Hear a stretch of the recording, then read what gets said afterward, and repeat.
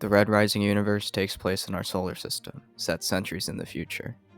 With loose inspirations from The Hunger Games, Game of Thrones, and Warhammer 40k, the action never lets up in Pierce Brown's debut series. This video will cover the original trilogy, consisting of Red Rising, Golden Sun, and Morning Star. While intended to recap the main plot points of the series, I highly recommend you read the books themselves. They are sensational. I would have lived in peace, but my enemies brought me war. I watched 1,200 of their strongest sons and daughters, listening to a pitiless golden man. Power must be claimed, wealth won, rule, dominion, empire purchased with blood. You do not know pain. Soon we will teach you why gold rules mankind, and I promise, only those fit for power will survive. But I am no gold. I am a red. He thinks me dumb, feeble, subhuman. I was not raised in palaces. I was forged in the bowels of this hard world, sharpened by hate, strengthened by love. He is wrong. None of them will survive.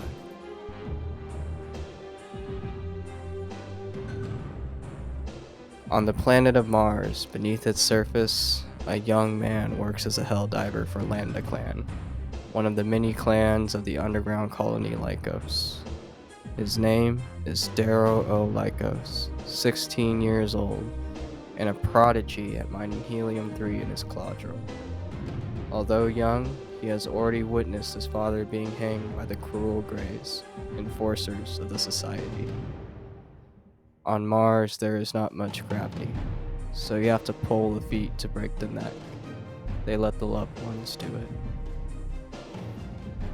His wife, Io, also 16, is one of the few sources of light in his hard world with no stars. She softens the edges of his harsh reality, dominated by grueling hours of mining for helium-3. Helium-3 is the compound the sovereign of society, Octavia Al-Lun, tells Reds. It is the blood of the terraforming process. When Mars is made habitable, we softer colors will join you brave pioneers. Clans that mine the most helium-3 receive the laurel, a bounty of food and luxury products from Earth. Despite Darrow's successful last run in the mines, Lambda Clan is shunned from the laurel in favor of Gamma Clan. The young helldiver of Lycos is filled with rage and frustration at the blatant favoritism shown by the society. Io, however, has a gift for him. She leads him through a maze of tunnels to a secret garden with grass, flowers, butterflies, and a window that can see the sky. Not the cave ceilings, but the real night sky filled with stars and planets. Darrow is stunned, overwhelmed by the new sights, sounds, smells, and colors that had only existed in song before then. Io tells him of her dream to break the chains of fear that bind us to golds, to the society. Mars could be ours. It could belong to the colonists. With Darrow unconvinced, however, she urges him to live for more and they fall asleep together.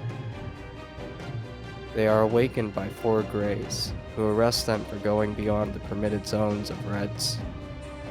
As a demonstration of power, Darrow is whipped. It is televised and performed in front of Nero Al Augustus, a peerless scarred gold and the arch-governor of Mars. When it is Io's turn, she does something that breaks Darrow's heart. She begins to sing the reaping song, one that is forbidden and punishable by death.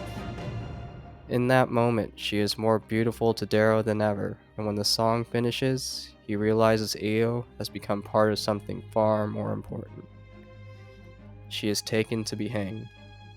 Heartbroken, Darrow is the one who pulls her legs as Nero and the other golds fly away. Later that night, Darrow takes Io's body from the square and buries her in the garden she took him to. By the society's laws, this is also punishable with hanging. Darrow numbly accepts his fate the next morning and is taken to the square. His uncle Nero, a drunkard, pulls his legs.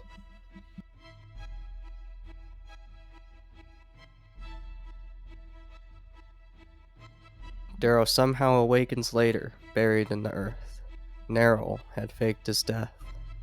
He digs his way out and encounters his rescuers, a woman named Harmony and her companions. They are members of the Sons of Ares, a terrorist faction that are waging a guerrilla war against the society and threatening to upend its hierarchy and order. They take him to one of their leaders, Dancer O'Farron, another Red, who shows Darrow a room that changes his life forever. Darrow finds a window that shows him a vast, sprawling, modernized city outside. There is a whole world above ground that is magnitudes different from the hardships of Lycos.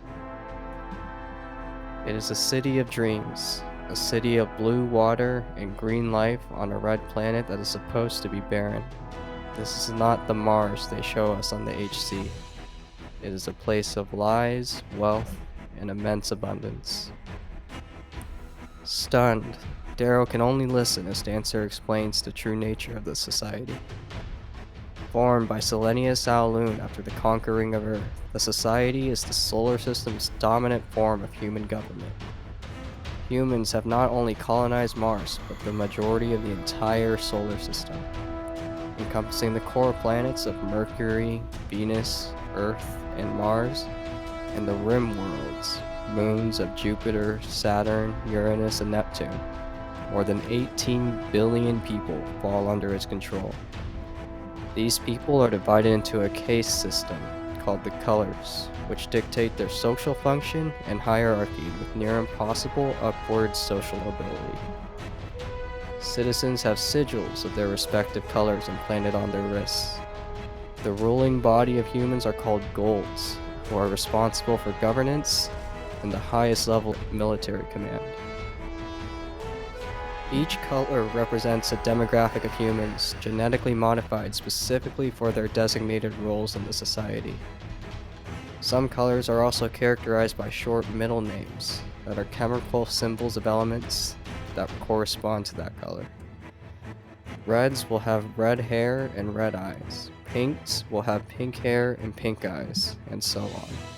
Beginning with the low colors, there are reds, which are divided into low reds, manual laborers and miners below the surface of planets and moons, and high reds, who work in service jobs above ground. This is the most populous color and also the lowest ranked in the society.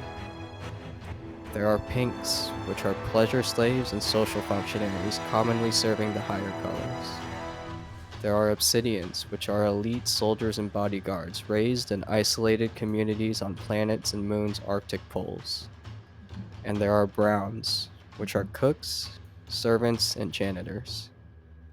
Moving on to the mid-colors, there are grays, which are regular infantry in the legions and the common police force of the society. They are bred for discipline and loyalty to their commanding officers. There are oranges, who serve as mechanics and engineers. There are violets, who are artists and other creatives. These can include news anchors, musicians, and most notably, carvers. Carvers biologically alter humans and animals to create otherworldly beasts. There are greens, who are programmers and technicians, and they function to be augmented with technology. There are yellows, who are doctors, nurses, and physicians, and there are blues, who serve as bridge crews and the pilots of starships. Lastly, the high colors. There are coppers, who are administrators, lawyers, and bureaucrats of the society. There are whites, who are ceremonial clergy and judges. They are the official overseers of gold trials and duels. There are silvers, who are the businessmen and financiers that run the society's economy. And lastly, the golds, the rulers of the society. Numbering approximately 40 million across the solar system, they are designed to represent the pinnacle of human evolution. Taller, stronger, and faster than all other colors, even obsidians, they are advanced intellectually as well. They are fiercely loyal to their color, planet or moon, and their family house. Every gold is sent to train at the Institute to learn how to conquer and rule the other colors. There are several factions within golds, unofficial social designations, as well as official ones. Beginning with the Peerless Guard, this is an official designation to graduates of the Institute who survived, conquered, and performed notable deeds during their time there. They are marked by a thin crescent scar under their right eye.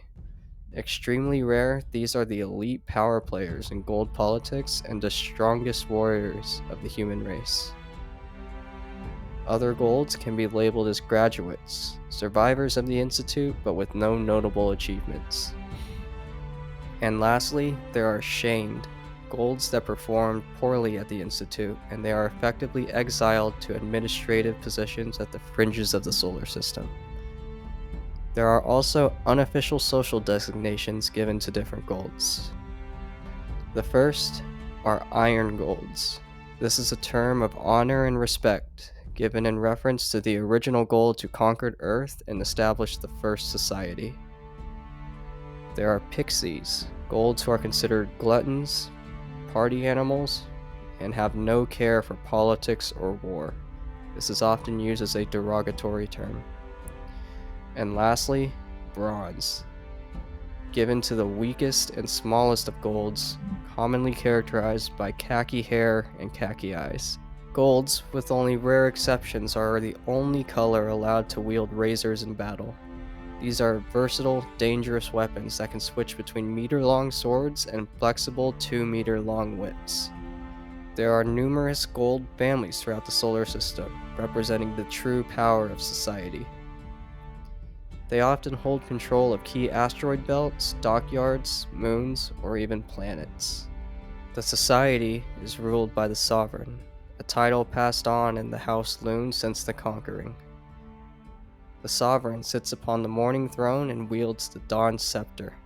Selenius Al Loon, the Lightbringer, was the first sovereign of the society. At the beginning events of Red Rising, Octavia Al Loon rules on the Morning Throne.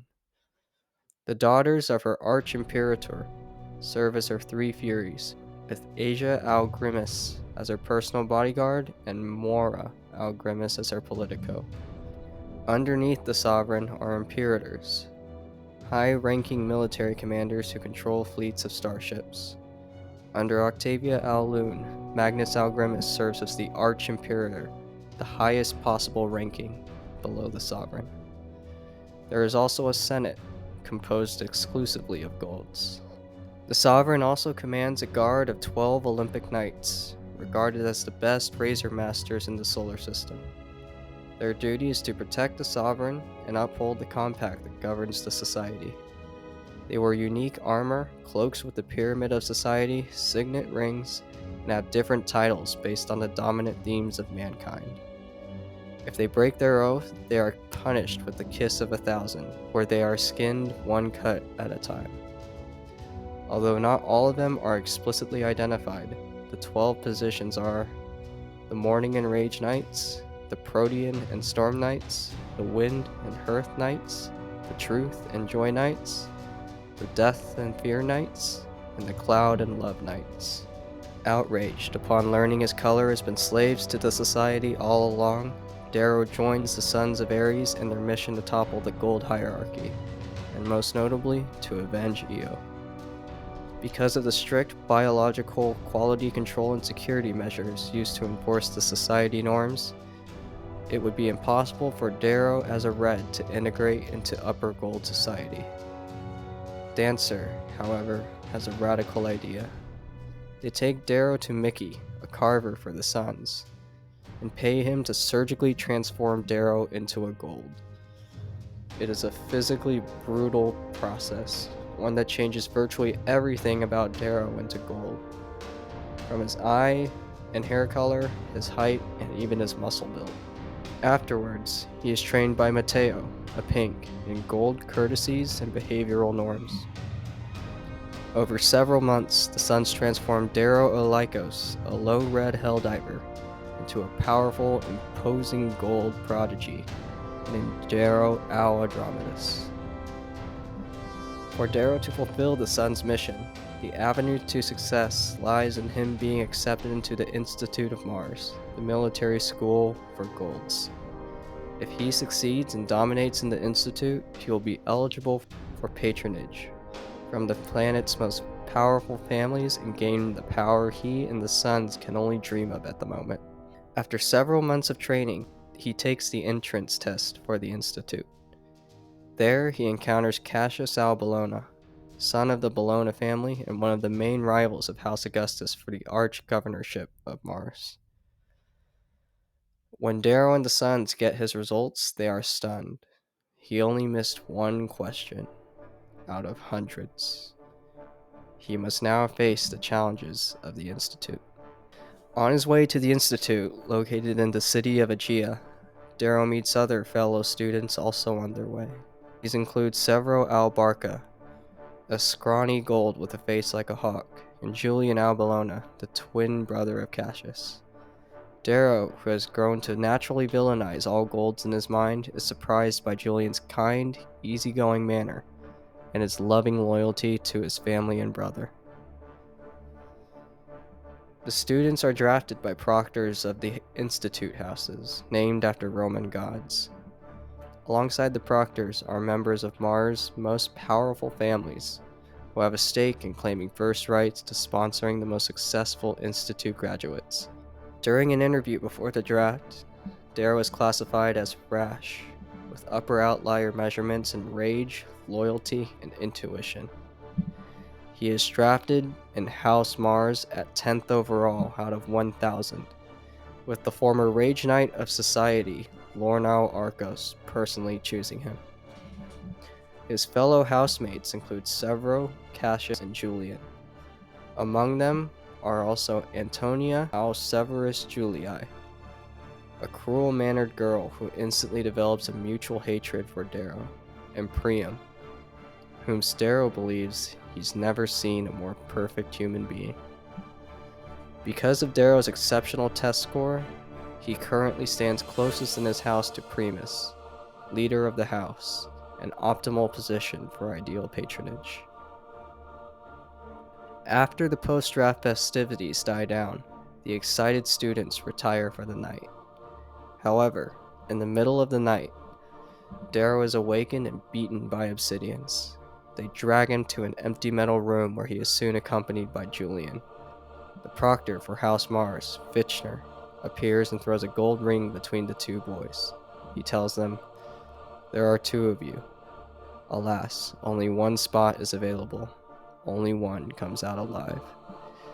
This is the passage, a rite every student must pass through to get into the Institute."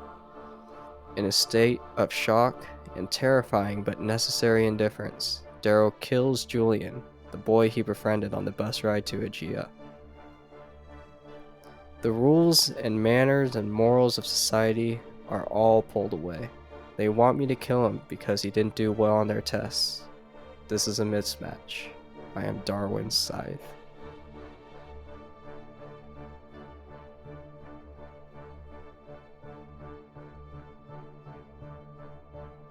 Stunned, Darrow walks out to a large medieval dining hall where he meets other survivors of the passage. Rolkau Fabi, a poet, has survived. Antonia, Cassius, and Severo have also lived. A giant, arrogant boy named Titus is also there. To Darrow's surprise, Priam, perfect Priam, is missing and presumably dead. Rolk tells Darrow the brutal logic behind the passage. The top 50 strongest students were paired with the 50 weakest, so that with rare exceptions, the weakest are culled from the class of golds, so that the product is pure, and so that nature is given a chance to kill us. Fitchner arrives and explains the nature of the Institute. House Mars has been given a castle and will go to war with the other houses in an attempt to conquer them all. Each house is given a standard which can be used to capture slaves, although they are only bound by honor. Students are not permitted to kill each other. The politics of the house rapidly escalate, and Darrow's house splits into factions with four main leaders: Titus, Antonia, and Darrow and Cassius. Severo becomes a loner and disappears into the woods. Darrow and Cassius gain the loyalty of Rourke, Quinn, and Leah. Cassius, embittered by the death of Julian, is manipulated by Darrow into believing Titus killed him. Titus's clan gains control of the castle, and Darrow's group is forced to fend for themselves in the wilderness. Despite this, they gain the advantage of being able to make fire and cook, while Titus's clan is forced to go on brutal raids against opposing castles. Darrow and his friends observe Titus raping, murdering, and torturing captured prisoners. In an attempt to parley with Antonia in the castle, Quinn is captured and has one of her ears cut off by Titus. Cassius, who had developed feelings for her, tries to rescue her and is badly beaten and urinated on by Titus and his minions. Darrow soon realizes he needs a plan to remove him from power. He and Cassius encounter Mustang of House Minerva and successfully bait her and her soldiers into raiding Mars's castle, but they are held hostage. The situation seems dire until Severo appears and knocks out their guards. The three then sneak into Minerva's weakly defended castle and steal their banner as well as their cook. Severo, meanwhile, has been recruiting low-drafted golds like him to form a scouting group loyal to Darrow. They are dubbed the Howlers for the wolf cloaks they wear.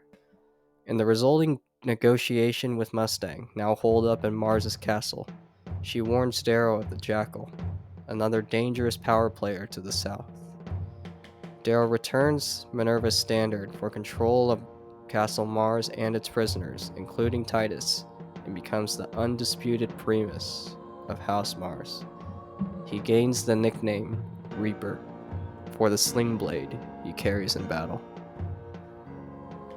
Upon interrogating the captured Titus, Darrow runs into an unexpected wrinkle. While conversing with the giant, Darrow notices his outright disdain for golds and the use of the word bloody damn, a word only used by Reds. This can only mean one thing. Titus is also secretly a Red, a separate carving by the Suns for the same purpose as Darrow. Recognizing the danger if Titus were to become powerful outside the Institute, Darrow allows Cassius to kill Titus in a duel. However, his passive leadership greatly damages his image in the house as primus. Fitchner visits Darrow in private and reveals the Jackal, the notorious warlord to the south, is actually Adrius Al Augustus, the son of Nero Al Augustus. Darrow then allies with Tactus Al Vali Roth and Tamara of House Diana to take down House Minerva. He duels Paxal Telemanus, a massive Minerva soldier, and storms the castle with Tactus and the Howlers, who are hiding in the bodies of dead horses by the castle walls. Mustang escapes with the Minerva standard, and House Diana betrays Darrow by holding the castle for themselves. But Darrow, with tricks up his sleeve, has Severo and the Howlers remain infiltrated in the castle and cause chaos by guerrilla warfare. House Diana quickly surrenders, and Tamara is killed when she falls from her horse and is trampled, presumably murdered by Tactus. After, Lilith, an emissary from the Jackal, arrives with two powerful ion blades for Cassius and a mysterious package in exchange for him selling out Darrow. He declines. Darrow is later awakened by Leia in the middle of the night. She claims Rourke fell into a crevice. They leave the castle at night, and Darrow realizes too late he's fallen into a trap. Antonia, Pollux, and Cassandra of Mars were bribed by the Jackal and have plotted to kill him. He eludes them, but Antonia captures Leia and cuts her throat when Darrow doesn't reveal himself to save her. Enraged, Severo leaves the castle to hunt the Jackal. Upon returning to Castle Mars, Cassius confronts Darrow. The Jackal has somehow acquired holotapes of Darrow killing Julian in the passage, and he had sent them to Cassius. The former brothers who stormed House Minerva and stole their cook together duel. It does not take long. Although Darrow is a physical specimen, Cassius has been training with blades from a young age while Darrow was still in the mines. Cassius stabs Darrow through the stomach and leaves him to die.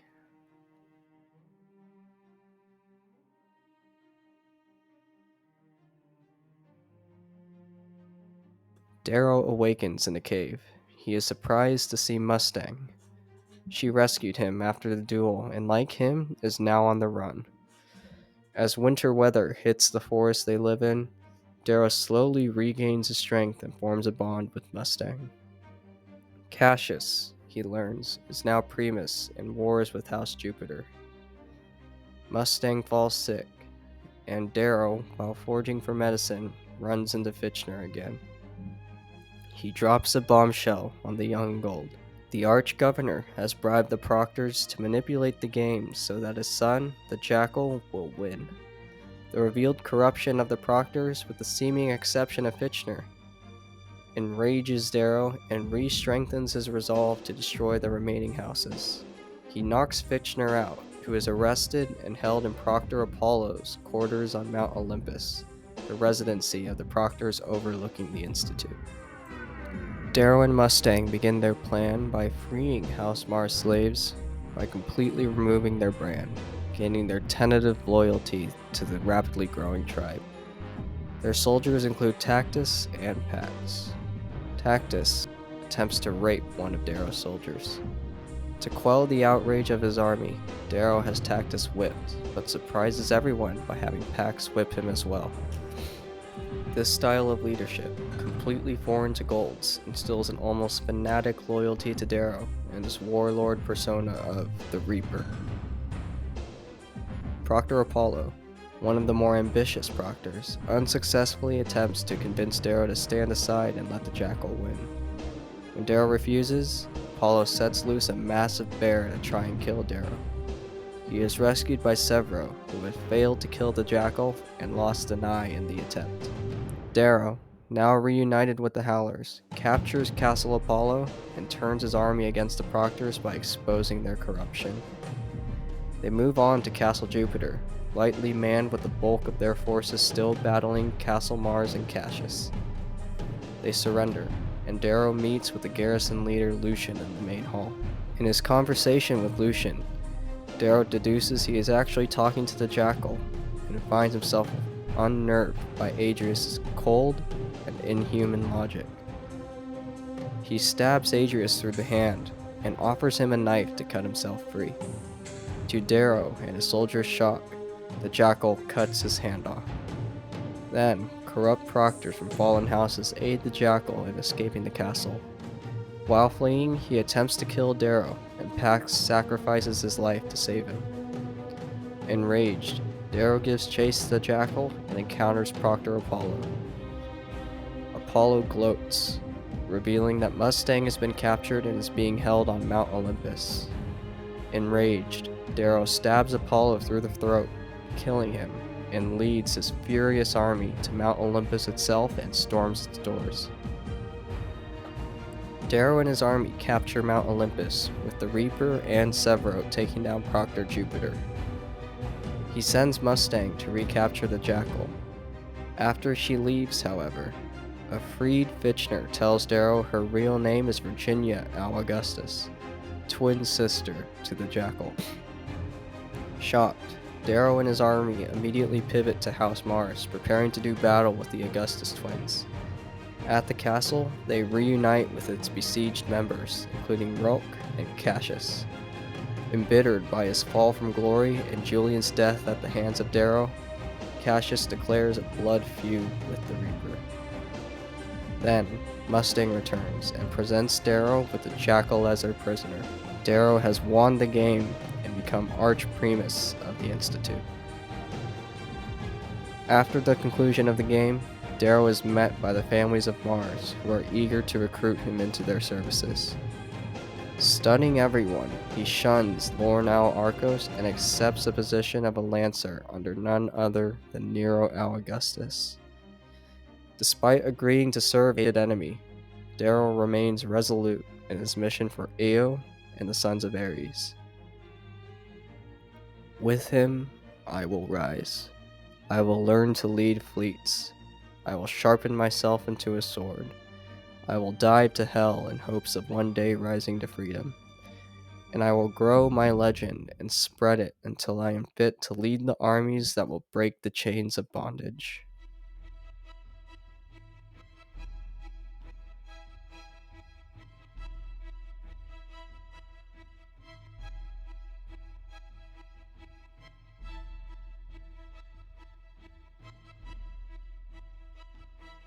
Darrow is now 20 years old. He trains at the Gold Academy for Space Naval Warfare alongside Tactus, Victra Al Julii, and Roke. Roke, in particular, is prodigious at this style of war. He claims there is a hidden poetry to it. Severo and the Howlers are scattered across the solar system, and Mustang has entered the political game on Luna. The rivalry between House Augustus and House Bologna still rages fiercely, with Darrow now in the center of it. He has dominated the Academy thus far, but Carnus Sal Bologna stands in his way. In a military exercise where Darrow is about to cripple Carnus' flagship, the Bologna sends a hidden second ship to ram Darrow.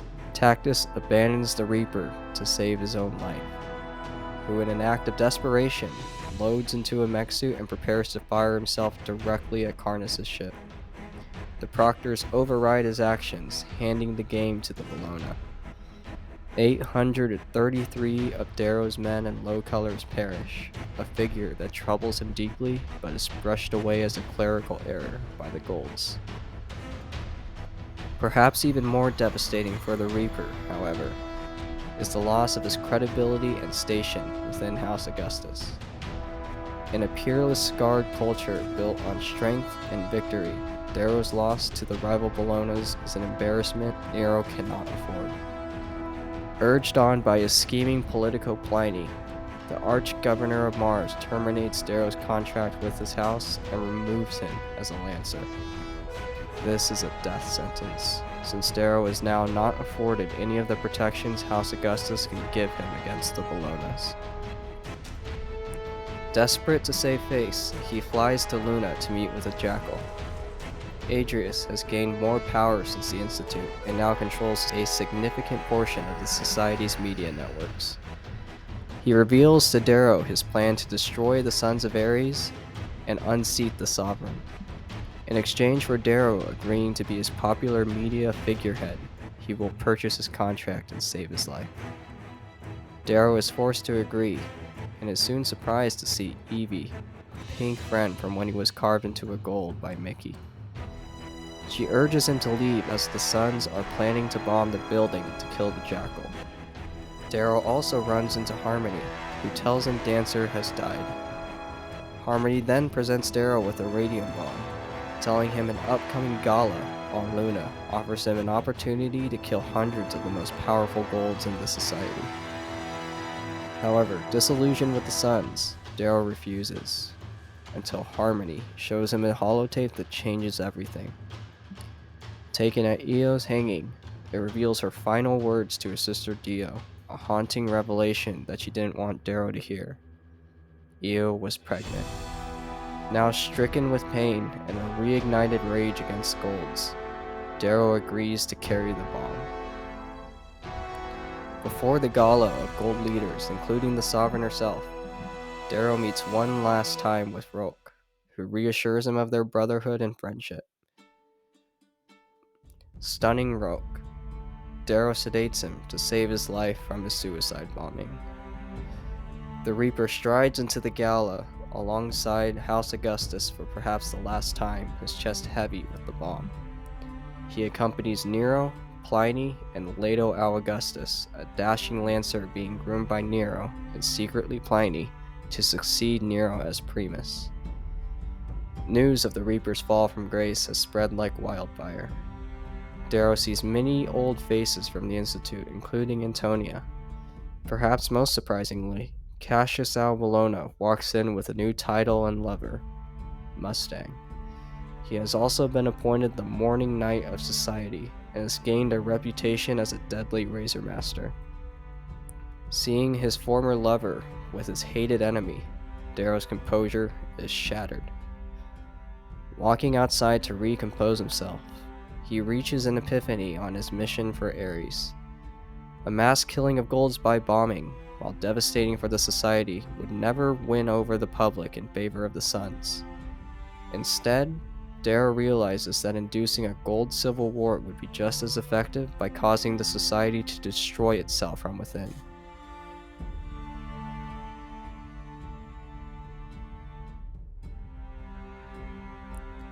With a renewed sense of purpose, Darrow storms back into the gala, causing a scene as he heads for the Bologna table. He jumps on the table, shocking everyone, and challenges Cassius to a duel. From the old lands of Earth to the icy bowels of Pluto, the right of challenge exists for any man and woman. My name, gentle lords and ladies, is Darrow Al Andromedus. My honor has been pissed on, and I demand satisfaction.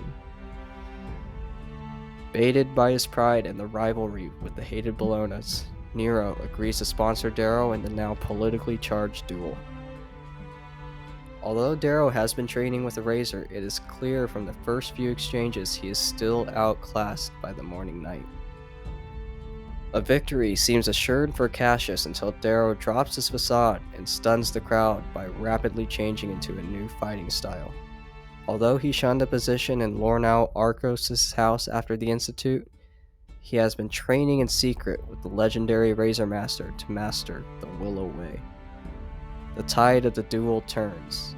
Darrow toys with Cassius, even cutting his arm off, all while taunting the entire Bologna family. In a blatant attempt to save face, Octavia Al Lune calls a halt to the duel. Darrow calls out her favoritism and her violation of the rules of the compact and moves in to land the killing blow. Mustang intervenes, holding his arm and stopping him. The Bolognas, however, have by now been driven to rage and attack Darrow. Tactus intervenes and kills a cousin of Cassius, sparking a melee in the gala and the coming to head of many brewing political rivalries. Carnus Al Bologna and Leto Al Augustus begin to duel as the Bologna charges directly for Nero. Inexplicably, Leto freezes mid-swing just before the killing blow. He sinks slowly to a knee, arms sluggish. His long hair tumbles over his face, then he seems to freeze in place, suddenly motionless in the center of the chaos.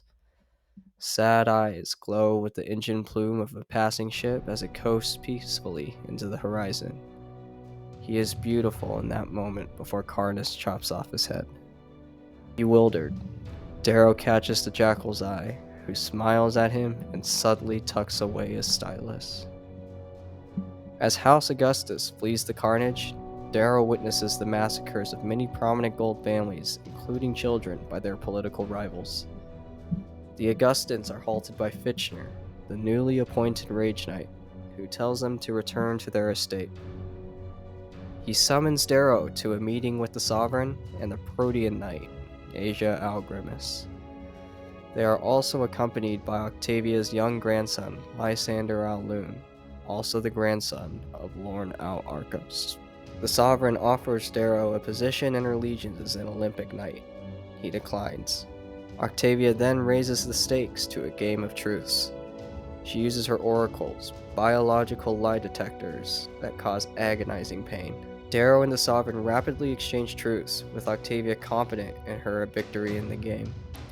She admits to giving Carnus his extra ship at the Academy and reveals the exact number of 132,688 peerless guard in the Society. Mustang then enters the room, indicative of a seemingly close political relationship with Octavia. Darrow takes the opportunity to trap the Sovereign by asking her if she planned to allow the Bolognas to assassinate House Augustus at the gala. She lies and says no, losing the game. Initially outraged, Mustang is eventually convinced by Octavia the purge of her family is the correct political move. With Nero currently the main enemy of the Sons of Ares, eliminating him and transferring power to the Bolognas would create peace on Mars and allow the Sovereign to quietly snuff out the Suns. However, The Reaper is now a political prisoner of the Sovereign. Locked in a lavish bedroom, he is resigned to being a political emissary for the society. All of a sudden, the power goes out and Darrow begins to hear howling in the wind. Severo bursts in with the Howlers and Quinn, revealing Mustang had summoned them to Luna as a contingency plan. Severo also brings a large bag that is suspiciously moving. Darrow and the Howlers rush to the Citadel, where the Augustans and Victra are being held. They find Asia, who has the family cornered in a lagoon and slowly drowning. Asia is confident in the coup's success until Darrow shows her Severo's bag.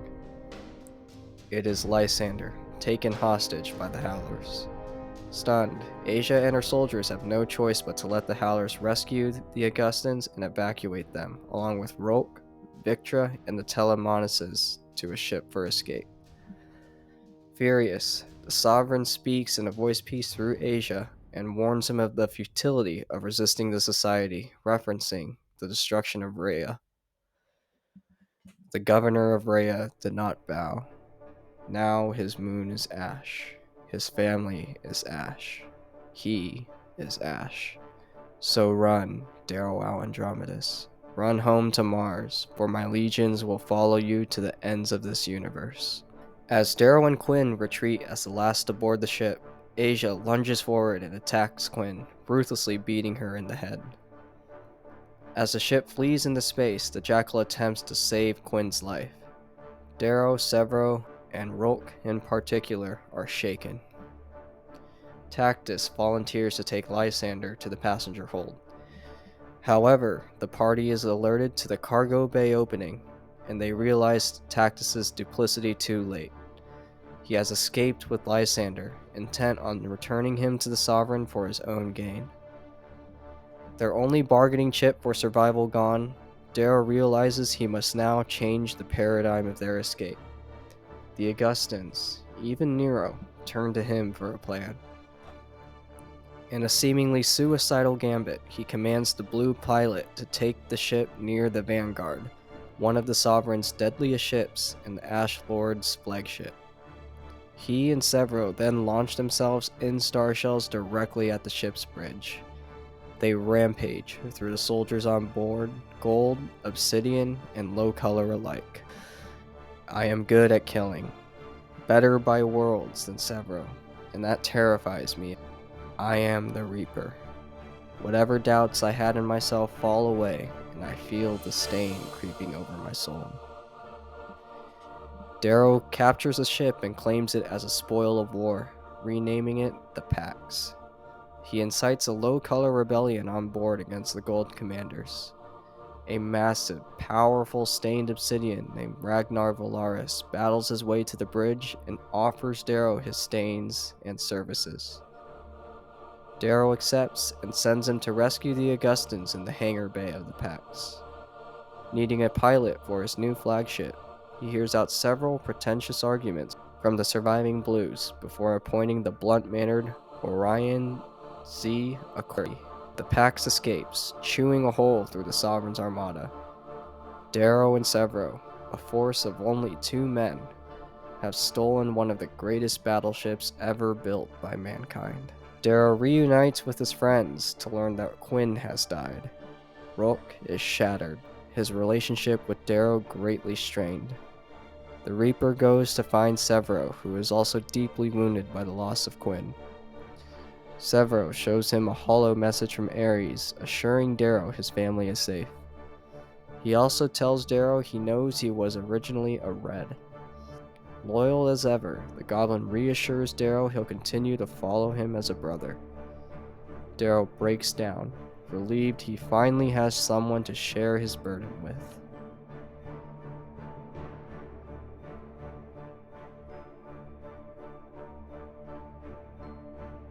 After a month, Nero rallies the Bannermen still loyal to House Augustus to prepare for a strike against the Sovereign. After the gala, the Julii family defected. Nero's fleet is now depleted, preventing a quick capture of Mars. Darrow is frustrated by the political, cautious maneuvering of Nero's advisors, including Pliny. They urge caution and try to ice Darrow out from the Arch-Governor's favor. Cavix, Telemanus, a personal favorite of both Nero and Darrow, urges for more decisive action. "Give me leave, my liege, and I will take 1,000 of my guard to treat with the cowards who did not answer your summons, and when their balls are ripped off and made to dangle from their own earlobes, others will remember you are ruler of Mars." Satisfied, he goes back to feeding Sophocles, his house fox, jelly beans. Darrow instead proposes a bold course of action. With the help of the Jackal, he has discovered the presence of a Moonbreaker, a powerful warship in the dockyards of Ganymede far out in the Rim. To restore the strength of Nero's fleet, Darrow suggests stealing all the ships from the dockyard.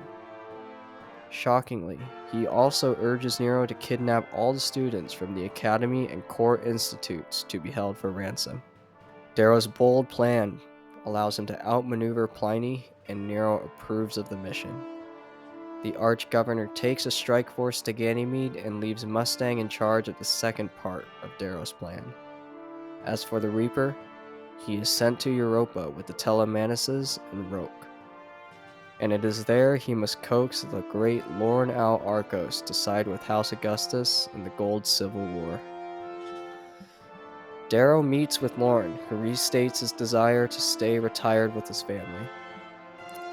"I don't want to go to war, Darrow. I have seen a moon burn because one man would not bow. I have led 1,000,000 warriors shot from warships to invade a planet.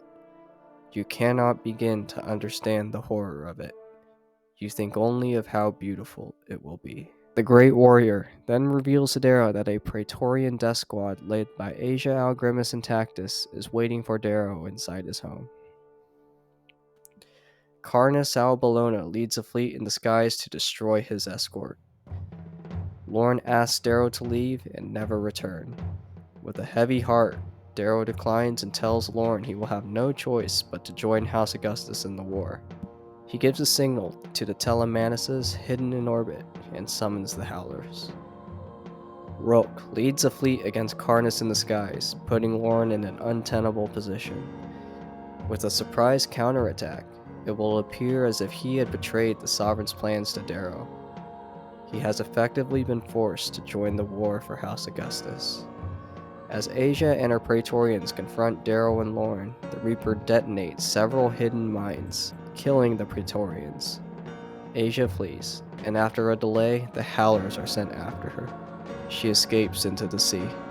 Tactus retreats into Lorne's estate where the grandchildren and the women had been hidden. Darrow and Lorne chase after Tactus and find him in a room with women and children, all Lorne's family. His face has been ruined by the bombs. Darrow's heart aches as the wounded Tactus tells Darrow he was always worth following.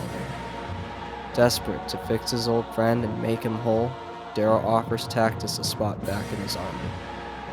However, unable to forgive the threats made against his family, Lorne strikes like lightning and kills Tactus, and he dies in Darrow's arms. Roque concludes the space engagement, but the rift between him and Darrow only grows when he hears of how Darrow let Asia escape. Mustang returns from her mission. She brings dire news. Pliny has initiated a coup against Nero, who has been captured. The Jackal is imprisoned, and control over the fleet has been lost. Mustang tells Darrow her fleet was ambushed by the Bellonas at the Academy, likely due to Pliny's betrayal. Pliny told Mustang of his new alliance with the Sovereign, and in retaliation she took out one of his eyes. Severus sheepishly asks if he can have Pliny's eye as a trophy. Ragnar Valaris, who has become Darrow's shadow, is still seen as being beneath the Peerless Guard despite his impressive feats in battle. Darrow attempts to undo Ragnar's brainwashing and convince him of his true worth and ability to choose his own path, independent from Gold control. It is difficult for the massive Stain to change his way of thinking. All his life, he has been conditioned to live to serve Golds. Darrow decides to tell Ragnar he used to be a Red and urges him to help him break the chains. Darrow's fleet flies to Hilda's station to confront Pliny and rescue the Augustans. They land and march for the hangar bay without resistance from the low colors. Several prisoners are freed, including the Jackal. Using a thermal drill, they melt the floor of the cafeteria, allowing Darrow to crash land at Pliny's meeting with his new allies. Pliny, taken aback, is overwhelmed by Darrow's accusations of treachery and failure. He is forced to kiss the Reaper's ring and rapidly loses all political credibility in the room. His allies quickly murder him and switch allegiance back to Darrow. As he leaves the room, Darrow pauses and issues a historical proclamation. Tell all who will hear, the Reaper sails to Mars, and he calls for an iron rain. The day of the Lion's Reign arrives. Rolk and Victra take charge of the naval combat, while Lorne and Darrow will lead the assault on the cities, focusing on Aegea. The tension and excitement is palpable in Darrow's army, now filled with warmongers and glory-seeking duelists. Before they separate, Darrow meets with Rolk one last time to make amends. The poet of Deimos assures him there will be time after the battle. Ceremonial wights walk along Darrow's army. They cut the palms of the gold commanders, who smear the blood across their face. The ceremonies continue. I try to think it a stupid, solemn thing, this pompous silence and attention to tradition. But this is the history of mankind in the making, and there is a nobility to the moment. Then, as one, the army chants the names of its most wanted enemies. Carnus Albulona, Asia Algrimus, Imperator, Tiberius Albulona, Scipia Alfalthi, Octavia Aulum, Agrippina Aulgulii, and Cassius Albulona. They are wanted lives. In the halls of my enemy, they will recite my name and the names of my friends. He who kills the Reaper will have bounty and renown. They all will know my nature, my howlers, but I will not know them. Let them come make their introductions. It cannot be overstated how momentous an occasion an Iron Rain is for Golds of the Society. The Peerless Guard pride themselves on being the human embodiment of strength and power. A hard-fought war presents a way to win glory and renown on an individual level, as well as for one's family and house. Iron Rains in particular are rare in the history of the society. The grandeur of a rain's shock and awe often gets romanticized, and young golds eager to prove themselves will flock to battle. A successful reign is commemorated with a triumph, a massive parade and celebration that hails the leading generals.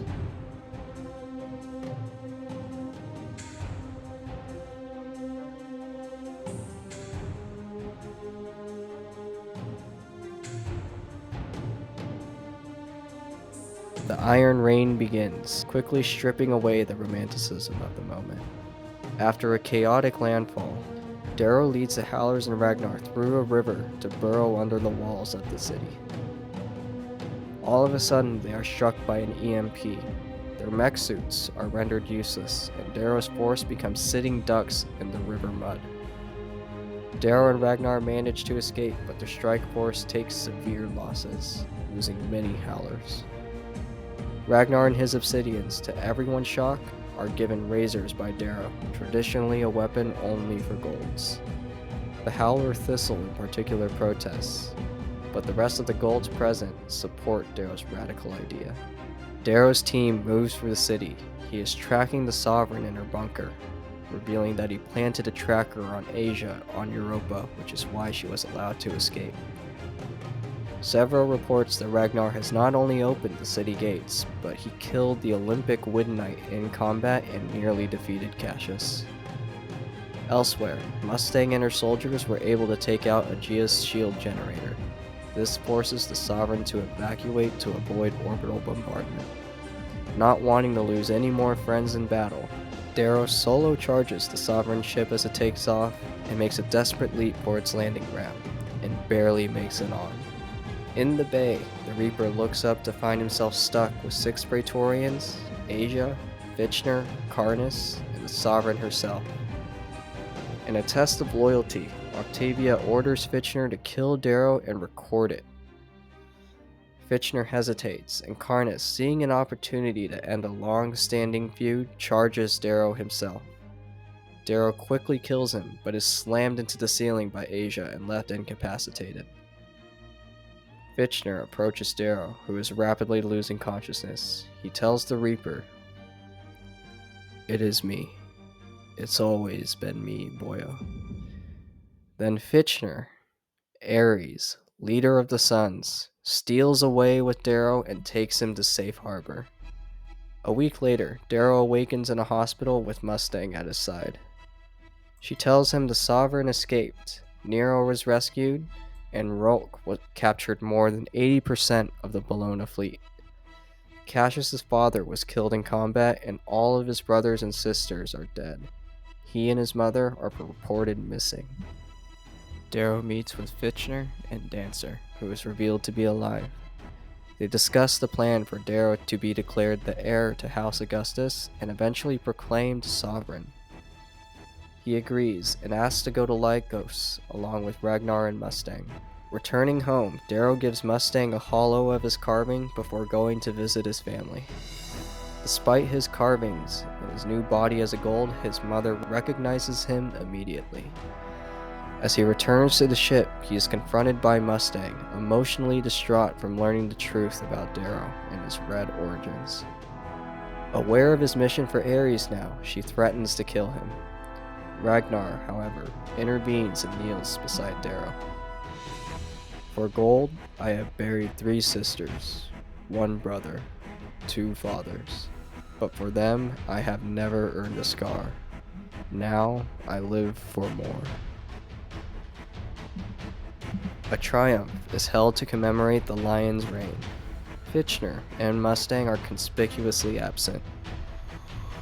Nero takes Darrow aside.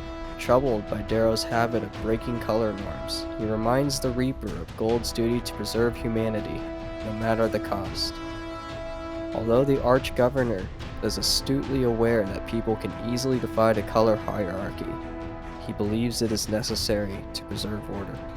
Allow the hierarchies to shift, and the order begins to crumble. Mankind will not aspire to be great. Men will aspire to be great.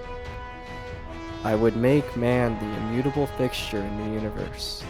That is why I know there is a proper way to live. Why I believe your young ideas so dangerous. Nero offers to adopt Darrow by marrying him to Mustang. Darrow accepts. At the post-triumph celebration, Darrow entertains his friends while wondering of Mustang's whereabouts. Rolk approaches him with a ceremonial wreath and a large ivory box. He looks Darrow in the eyes and tells him, "I would have paid 100 times what your contract was worth to protect you. I would have died for you 1,000 times more because you were my friend." Darrow quickly notices something is off, but before he can warn anyone, Rolk stabs him with a paralyzing agent. As he falls to the ground, the jackal lets off a howl, and Antonia kills her mother and shoots Victra in the back. Lilith, a bone rider for the jackal disguised as a pink, grabs a dagger and tries to cut Lorne's throat. As the killing spreads, many families allied with Darrow are massacred by Obsidians and Praetorians. The jackal stabs Lorne in the belly, killing him. Asia lands with Cassius, who knows of Darrow's carving now, and accuses him of murdering the Bologna children.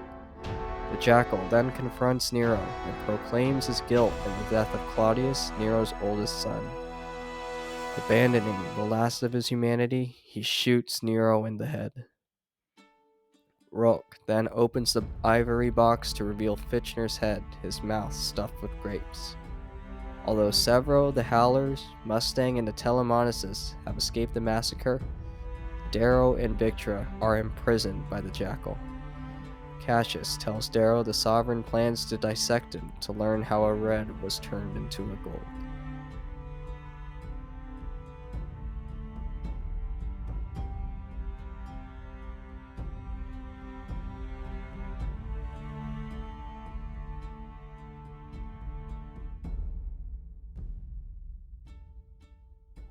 Darrow is chained in a box, imprisoned by the jackal. Rapidly losing his sanity, he has no idea what's going on in the outside world. He is tortured by the jackal, who offers Darrow freedom in exchange for the lives of his family allegedly held in captivity.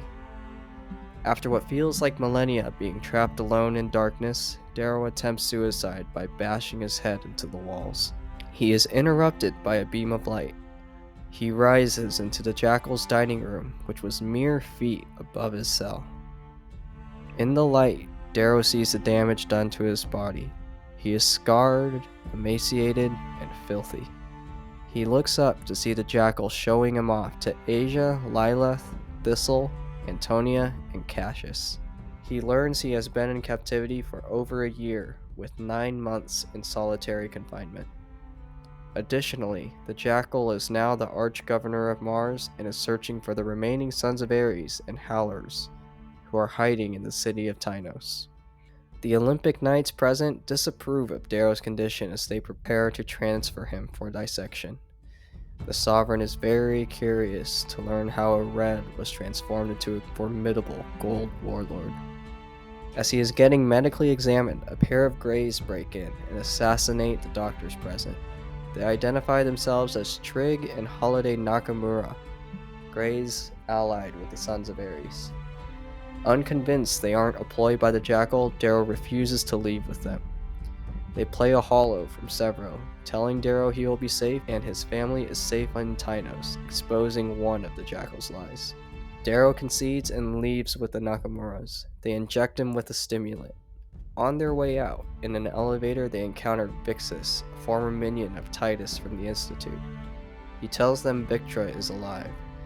Darrow attacks the gold, but in his weakened state is easily overpowered. The Greys subdue Vixus and are forced by Darrow to go save Victra. Victra has also been tortured by the jackal and has to be sedated in order to be rescued. Darrow kills Vixus and leaves the body in her cell. As the group fight their way to the landing platform to be picked up by the Sons, they are cornered by Asia and Cassius. Asia kills Trig, and Holiday is wounded and falls unconscious. Beneath their feet, Darrow hears the sound of a claw drill as a hole in the ground begins to open up. He jumps in with Victor and Holiday and is caught by Ragnar and Severo. 2 days later, Darrow awakens in Tynos, revealed to be a hidden underground city. Dancer checks in on him, revealing it was Harmony who sold out Fitchner and told the jackal about Darrow's true identity as a Red.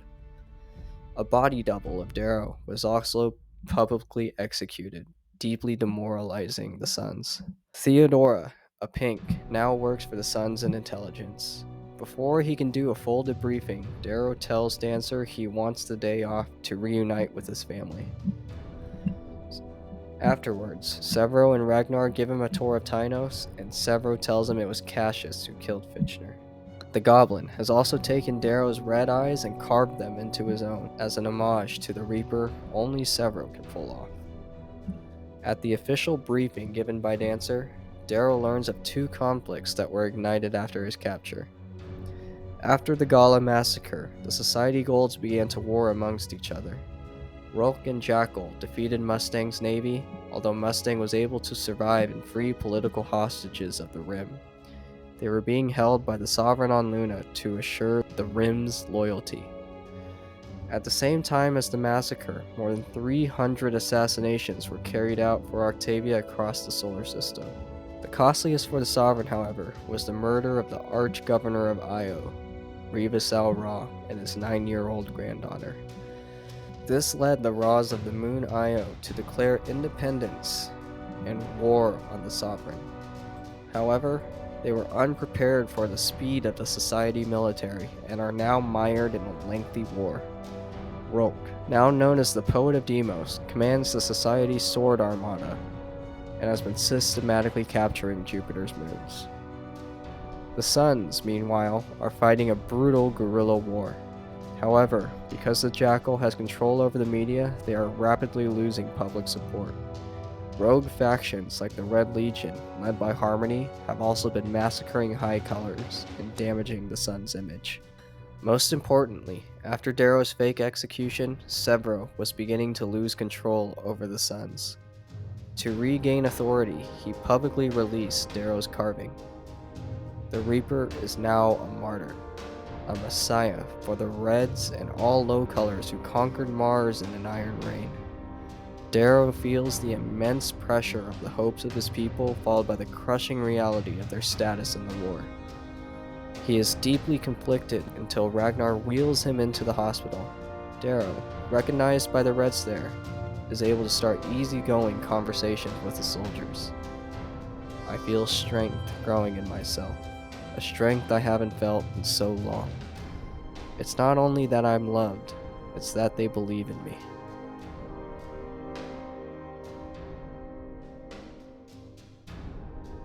Darrow makes a visit to Victra, who has been kept under tight guard while she recovers.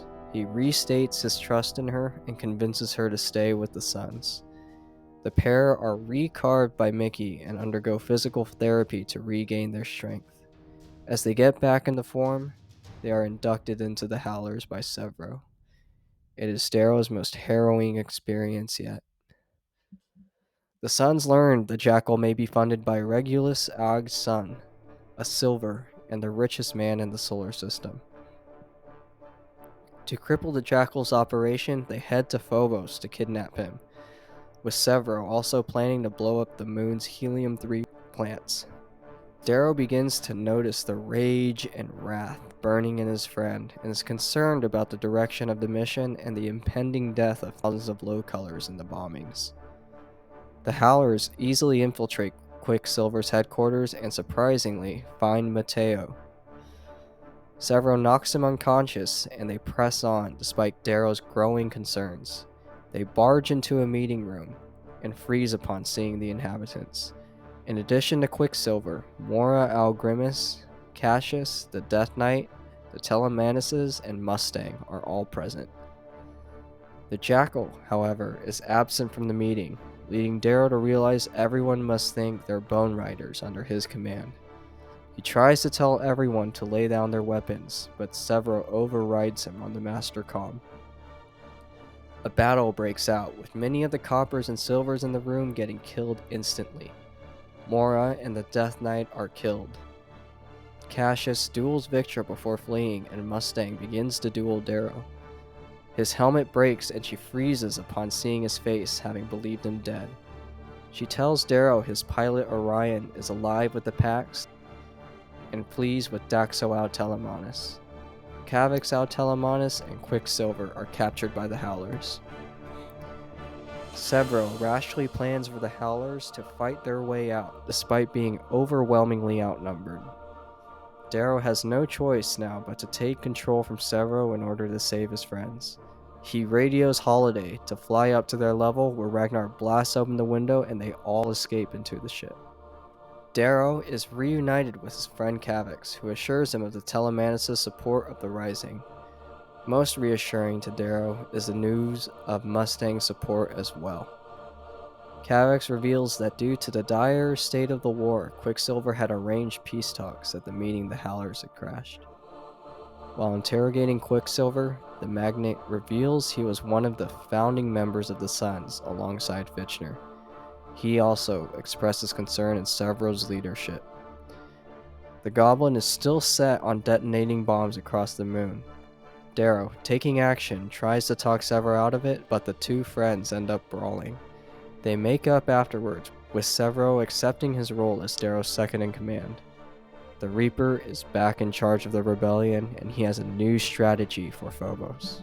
Darrow decides to gain control over Phobos by inciting a low-color revolt. He makes landfall in the Hollows, a caged city in the heart of the moon. Using Quicksilver's greens, he broadcasts Eos singing the Reaping Song to every screen across the solar system.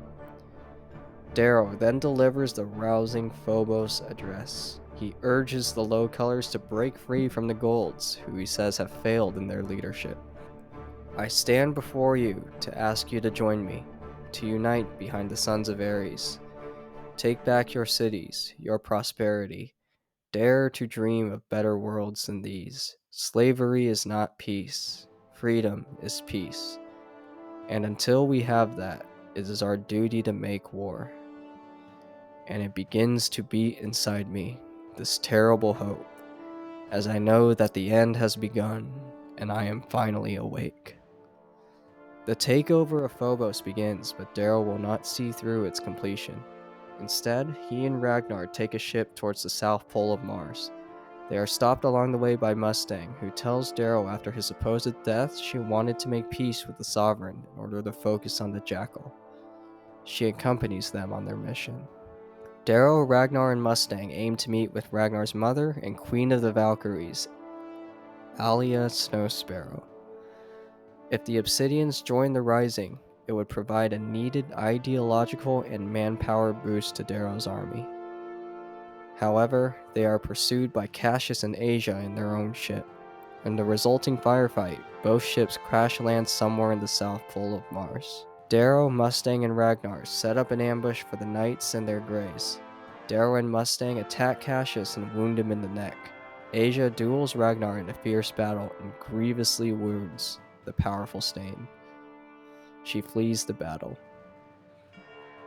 As Ragnar dies, his sister Sephi the Quiet, another Obsidian, arrives in time to hear his final words. I will give Io your love. I will make a house for you in the Vale of your fathers. Join me there when you die. But I am no builder, so take your time. We will be waiting. Sephi takes the party and the wounded Cassius to Aaliyah, who firmly believes in the order of the Obsidians serving their gold gods. Her stubbornness leads Darrow to believe that Ragnar planned to kill his mother, rather than convince her to join the Rising. Regardless, Sephi is convinced enough to allow Darrow and Mustang to demonstrate her god's lies. They storm the mountain where normal golds live and act as gods to control the Obsidians. They take the bodies back to Aaliyah, who still refuses. Darrow realizes she had known about the gold lie all along. Then, Sephi kills Aaliyah and takes the crown for herself. After Ragnar's death and the overthrow of the Golds, the Valkyries declare for war.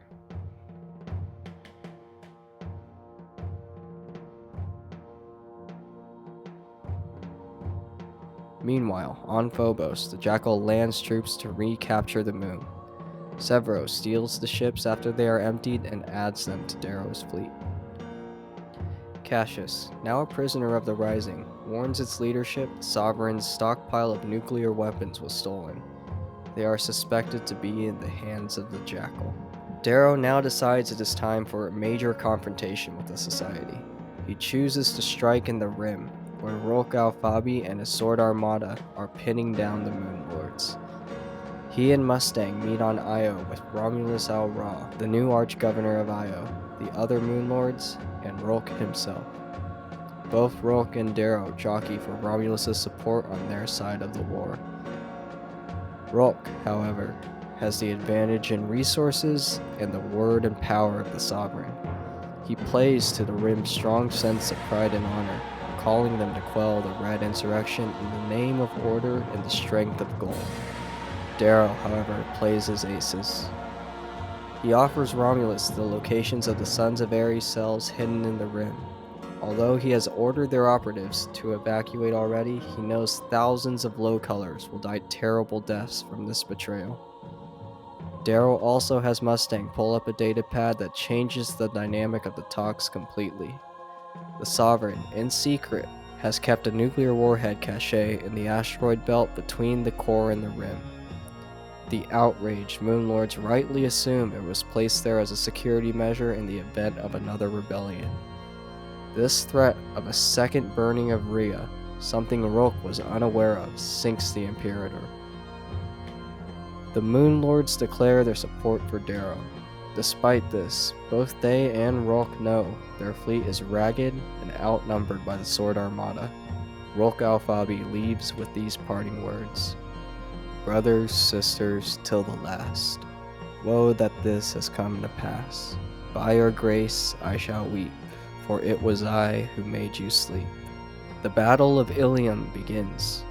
Rolk splits his fleet into smaller subdivisions, allowing for more mobility. Darrow, however, boldly sends his flagship Pax into the heart of the enemy, charting a course for Rourke's own flagship Colossus. The Pax takes considerable damage from Rourke and Antonia, soon becoming stuck. Darrow's plan of seemingly ramming Rourke has failed. He tries launching his Leechcraft at the Colossus, but they are quickly destroyed. He turns down an ultimatum from Rourke to surrender, who then fires his own Leechcraft at the Pax. Darrow, however, has planned for this. He gives orders to abandon ship and readies for battle with his Helldivers and their claw drills. They drill through the belly of the Pax and out into space on a trajectory towards Rourke. Drilling again into the Colossus, they open tunnels for Darrow's transports loaded with Valkyries to board as well. They prepare for brutal hand-to-hand combat, and they storm the bridge. Fear is not real. If you're watching, EO, it's time to close your eyes. The Reaper has come, and he's brought hell with him. It becomes a race to the bridge before Rourke's Leechcraft can return in time and overwhelm Darrow's team. Darrow, Holiday, Sephi, and Victra are able to fight their way to the bridge doors, which are opened by a pink sympathetic to the Rising. With Darrow's fleet on the run, Rourke is stunned to see the Reaper on his bridge. Then, Severo, who was hidden in orbit the entire time, strikes. Rourke's pursuing fleet reach the moon Thebe, where Severo launches thousands of star shells and Leechcraft in an enveloping motion. Although Darrow's fleet continues to flee, Rourke's fleet will slowly now be destroyed from within. Rourke is defeated. Darrow tries to convince him to surrender, but the poet's pride refuses to let him. He takes his own life, and Darrow captures the Colossus, his new flagship. Antonia flees the battle in her ship. Throughout the chaos, Darrow also took measures to subtly sabotage the Rim. Well aware of the military threat the moons will pose if victorious, Darrow had sabotaged Romulus' Leechcraft involved in Severo's traps so they wouldn't be able to capture any of Rourke's ships for their own. Now he looks to secretly deal a grievous blow to the Rim, one that would have enormous political repercussions if traced back to him. Darrow sends a transmission to Romulus telling him he is still fighting his way to the bridge, but that Rourke has turned towards Ganymede. Romulus goes pale. The dockyards of Ganymede are the Rim's major industrial port for shipbuilding. If they are destroyed, it would cripple the Rim's fleets and military actions for years to come. Well aware of this, Darrow seeks to bomb the dockyards, preventing the Rim from resisting the Rising in the future at the cost of millions of lives. Darrow meets again with Romulus, who believes Rourke destroyed the dockyards as a last act of desperation. He questions Darrow on the alleged presence of nuclear weapons on the Sovereign ships, as the soldiers found none. Darrow reassures the Ra of the Rim's independence, and the proud Moonlord now realizes he has been manipulated. However, it is a terrible lie he must swallow, as the Rim cannot afford to go to war with Darrow now. Rourke's flagship is renamed Tir Morga, meaning Morning Star.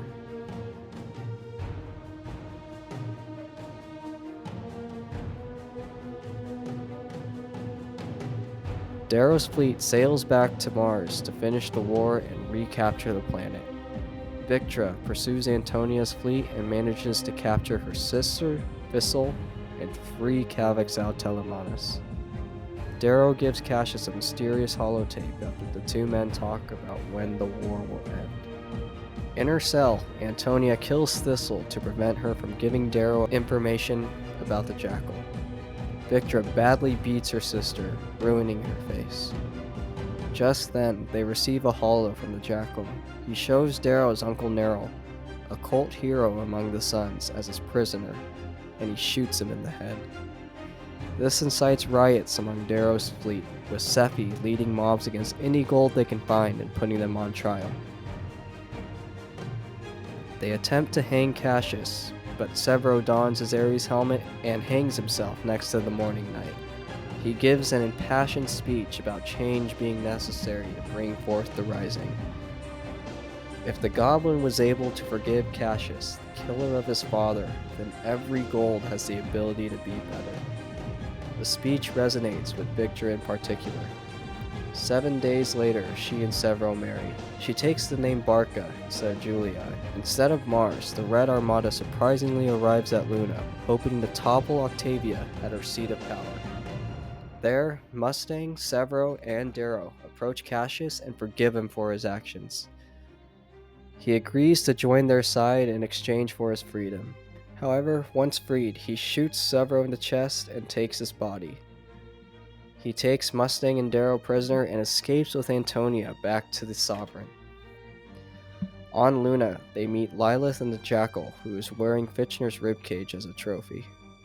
Darrow's right hand is cut off, so he can't pose a threat. The Jackal delivers Severo, Mustang, and Darrow to Octavia deep in her underground fortress. Accompanying her are Lysander Alloon, 3 Olympic Knights including Asia, and a squad of elite Praetorians. Meanwhile, Magnus Algrimus, the Ash Lord, engages the Red Armada. Octavia orders the non-golds to secure the bunker. She then orders Asia to execute Antonia for fleeing the Battle of Ilium. They then begin to film the execution of Darrow. The Jackal prepares to shoot him in the head with Severo's Scorcher. However, when he pulls the trigger, nothing happens. Then, Darrow lets loose a howl, and Cassius kills the Praetorian guards from behind. He frees Darrow and Mustang. The Reaper leaps towards the Sovereign and stabs her several times with a knife. Mustang blasts Asia away with a pulse rifle, and Cassius quickly kills the Truth Knight. Darrow nails the Jackal by his hand to the floor with his razor, then cuts the Joy Knight in half. Darrow, Mustang, and Cassius, all wounded, now square off with Asia Algrimus for the last time. She is the deadliest weapon in the solar system, a master of the Willow Way, and it is a close fight. Despite being outnumbered 3-1, Darrow realizes she easily outclasses them, and they are running out of time. He rushes over to Severo's body and injects him with a powerful stimulant, waking the goblin from his deep trance. The 4 attack Asia again, and the tide turns. 4 peerless scarred warriors prove to be too much for Asia. Darrow cuts off her arm, opening up Severo for a flying attack where he stabs 2 razors in her chest. On her knees, the greatest warrior of her age sheds a tear as she looks to her dying sovereign before Severo decapitates her. The revolutionaries decide not to kill Lysander, but instead move in to hear the sovereign's last haunting words. You must stop Atreus. The sovereign of the society, who has ruled for 60 years, is dead, and I feel nothing but dread because the Jackal has begun to laugh. The Jackal reveals the reason Octavia tolerated his presence. He had stolen her nuclear warhead cache and planted the weapons around Luna. He gave orders to Lilith to detonate a bomb every minute until Darrow is dead by the Jackal's hand or his own. Enraged, Darrow cuts off the Jackal's hands and rips out his tongue, but the detonations begin, killing millions. Lysander then suggests contacting the Ash Lord, who would seek to avoid another disaster like Rhea. The Ash Lord agrees, and the Scepter and Red Armadas are able to shoot down Lila's ship onto the surface of Luna, stopping the bombings. After the battle, Mustang walks into the Senate with the Dawn Scepter and Octavia's head. All but 50 senators kneel to her as the new sovereign. She begins dismantling the color hierarchy and the Gold Quality Control Board, establishing the new Solar Republic. The Jackal, Adrius Augustus, is hanged for his crimes on Luna, with Virginia pulling his feet. Cassius becomes a ward for Lysander, and they leave the political scene of Luna. Magnus Algrimus, the Ash Lord, retreats to Mercury, posing a potential future problem for the new Republic. Weeks later, Mustang and Darrow are vacationing on Earth. They are approached by Kavix, Dancer, Diana, Darrow's mother, Kieran, his older brother, Severo, and Victra. They present Darrow with a baby boy. Mustang tells him it is their son, Pax, who she kept a secret during the war to protect the Reaper. Although Darrow knows the war may not be over, his son gives him hope for the future.